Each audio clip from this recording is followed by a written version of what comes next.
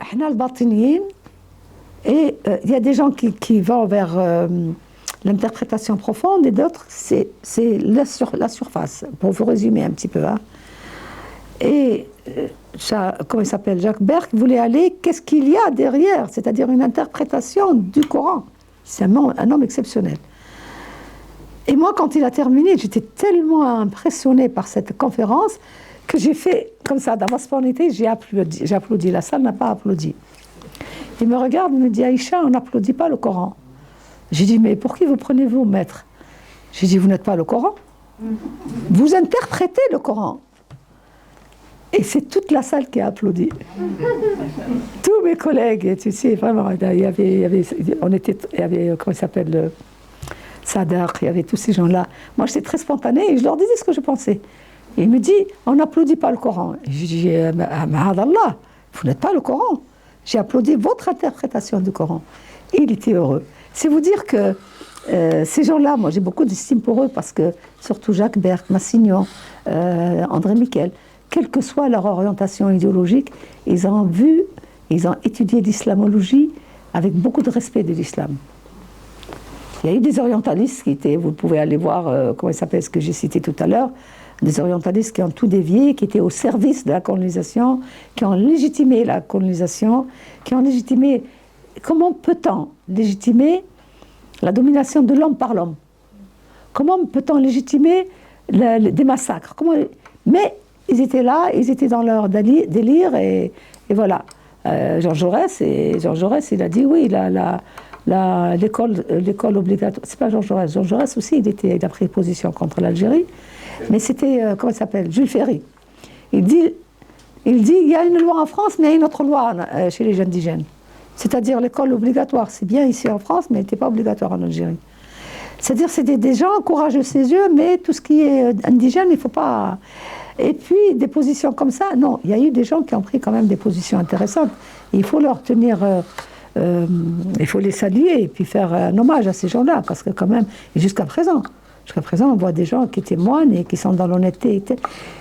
Écoutez, il y a deux France. Il y avait une France affaiblie à un certain moment et qui disait n'importe quoi et ignorante comme dans tous les pays. Il y avait une France qui avait ses idées de lumière réelles. C'est celle-là que j'aime, moi, la France. C'est celle-là que je veux. Et je veux sauver les gens, je veux sauver. C'est trop prétentieux. Quand je dis j'ai une association, c'est une goutte d'eau, hein, je vous ai dit. Hein. Et encore, actuellement, des fois, la goutte d'eau, je doute. Mais je continue à aller dans les associations, je continue à aller dans les établissements scolaires, je continue à aller au Maghreb. Je voudrais que le peu qui se souviennent de moi, eux-mêmes, à leur tour, s'aiment. Voilà ce qui m'intéresse. À leur tour, s'aiment. Je ne suis pas très réseaux sociaux. Hein. Vous ne me trouverez pas tellement dans les réseaux sociaux, mais parce que je ne suis pas du tout de votre siècle. Là. Je suis d'un autre siècle, moi. Et du coup, voilà... Mais j'accepte, quand on m'invite, j'accepte, parce que c'est très important. C'est très important pour la paix, c'est très important pour faire comprendre aux gens, c'est très important de montrer que tout un chacun a sa dignité et a droit à être scolarisé, tout un chacun a droit à la science, c'est un droit, c'est un droit. Vous savez, je peux parler jusqu'à demain sans m'arrêter. Vous écoutez jusqu'à demain sans vous arrêter? Oh, vous êtes vraiment adorables, je vous aime tous. Tous, vraiment, des visages bienveillants et tout ça. Et je termine juste comment ça s'est passé pour les musulmans. Le déclin a commencé très tôt. Et quand on sent qu'il y a un déclin, qui c'est qu'on a eu 1200, je ne vous donne pas les dates exactes. Au XIIe siècle, on a été envahi par les Mongols. C'était la terre brûlée partout. Et Gengis Khan, c'est quelque chose d'horrible. C'était un monstre, un monstre. Et vous savez comment on élevait les enfants des Mongols à l'époque? J'ai rien contre les Mongols, ils sont tous musulmans maintenant. C'est nos frères et sœurs. Comme quoi, franchement, mais il a fallu... Ils les élevaient comment? Les adultes mangeaient la viande et les restes, ils les jetaient aux chiens. Et c'est leurs enfants qui devaient arracher des chiens enragés leur nourriture. Donc les enfants et les chiens se battaient pour ça. Et ce qui fait que Ils les ont élevés dans une ambiance de violence. Tu arraches. Tu arraches même des crocs, des chiens, tu dois arracher en tant qu'enfant. Hein. Les adultes ne mangeaient pas avec les enfants, ils leur jetaient. Ce n'est pas les enfants gâtés d'aujourd'hui. On leur jetait les restes, ils se battaient avec ça. C'est rien que ces détails-là. Et ils sont venus dans les pays musulmans. Et vous savez, qu'est-ce qui s'est passé? Ça a été vraiment... Ils faisaient des pyramides des têtes des savants. C'est vous dire que les savants étaient nombreux. Ils ont brûlé les livres. Ça ne suffisait pas, et ils les jetaient dans le Tigre et l'Euphrate. Et c'était noir d'encre, parce qu'avant, on n'a pas inventé l'encre qui est indélébile. Ils étaient noirs d'encre. Les fleuves, ils étaient noirs d'encre. Vous vous rendez compte? Tellement ils nous ont privés de ces... Mais, ils ont fini par se faire quand même raison. Et quand vous allez en Inde, et je vous souhaite tous d'aller en Inde pour aller visiter ce qu'ils appellent les vestiges, mais je vous assure, il suffit d'enlever avec le balai, mettre vos sujets. J'ai pris la prière dans la ville rouge. C'est encore intact. L'Alhambra, c'est juste un tout petit peu par rapport à ce qu'ils ont laissé les Mongols en Inde. Jusqu'à fin du 19e siècle, la civilisation musulmane était debout en Inde. C'est d'une merveille. Vous arrivez dans un château en dehors de Delhi, et à l'intérieur, j'avais un guide super. Et leur sultan, ils ont inventé l'insonorisation, je ne sais pas comment ils ont fait. C'est-à-dire, il m'a mise dans un coin très très loin. Il y avait une touriste, il lui a demandé est-ce que vous pouvez aller dans l'autre pièce et vous mettre très très loin. Et il a fait ça et il m'a dit communiquer avec elle. Et on a communiqué. Je ne sais pas comment ils ont fait. La communication par l'espace, c'est incroyable. Tout est encore en...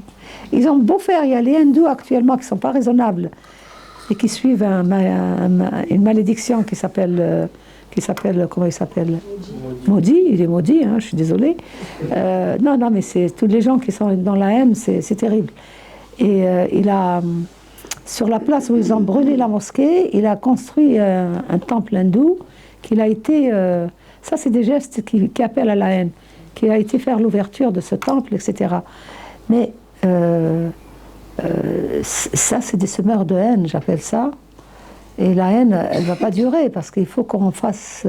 il faut que nous, les musulmans, par notre comportement, il ne faut pas être vexé, les femmes qui portent le voile. C'est votre droit le plus absolu. Et ils finiront par le comprendre. D'ailleurs, il y a beaucoup maintenant qui défendent le voile. Pourquoi je porte le voile et vous allez me juger parce que je porte un torchon sur ma tête? Mais regardez un peu sur ma tête. Essayez. C'est plus facile pour vous de voir le voile que de voir ce qu'il y a dans ma tête. C'est ça le problème. Et ça, il faudrait quand même qu'on sorte de ce... Et que la France sorte un peu de ces artifices qui deviennent vraiment obsessionnels. Et qu'on laisse les femmes tranquilles, qu'on laisse les petites filles tranquilles, et qu'on laisse les musulmans tranquilles. Et nous sommes une richesse pour la France. Les musulmans sont des richesses, pas seulement parce qu'ils sont devenus des cadres, pas seulement parce que c'est des gens qui maintenant ont accès à la science. Dans la Silicon Valley, il y a des tas de musulmans qui sont dans le top. Il y a partout. Donc, il y a quand même... C'est une richesse pour la France. Maintenant, on aime la France, le livre est là et on la quitte. C'est dommage. C'est dommage, parce qu'ils sont perdants. Ils sont perdants parce que je vais vous dire pourquoi. J'avais un ami qui était directeur de l'Institut, quand j'étudiais ici, l'un des rares qui était parti en Chine à l'époque. Il était directeur, c'est Chéné.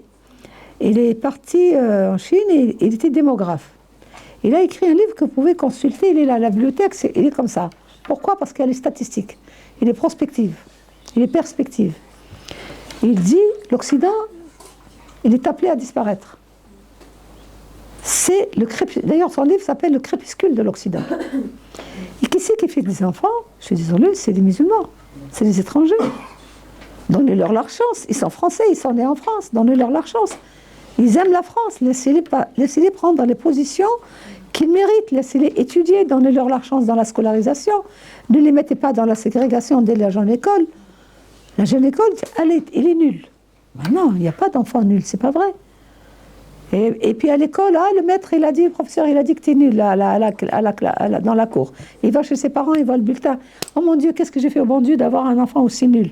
Et bien l'enfant, il va se mettre dans le moule du nul. Et c'est des enfants qu'on perd tous les jours. C'est un pédagogue qui a dit, tous les jours, l'école tue des multiples Mozart. C'est-à-dire symboliquement, des savants, des musiciens, des gens comme ça, en les orientant vers des impasses. Ils quittent l'école, après on vous dit, oui, ils font de la drogue, etc. C'est vrai qu'il y a un problème. C'est vrai qu'on peut le résoudre géographiquement. La première des exclusions, c'est l'exclusion géographique. Et l'entre-soi, parce qu'elle crée l'entre-soi. Et l'entre-soi, c'est pas bon. Parce que le petit frère, il va pas... vous allez finir? Je te laisse finir. Ah oui, mais j'ai des choses à dire. Hein.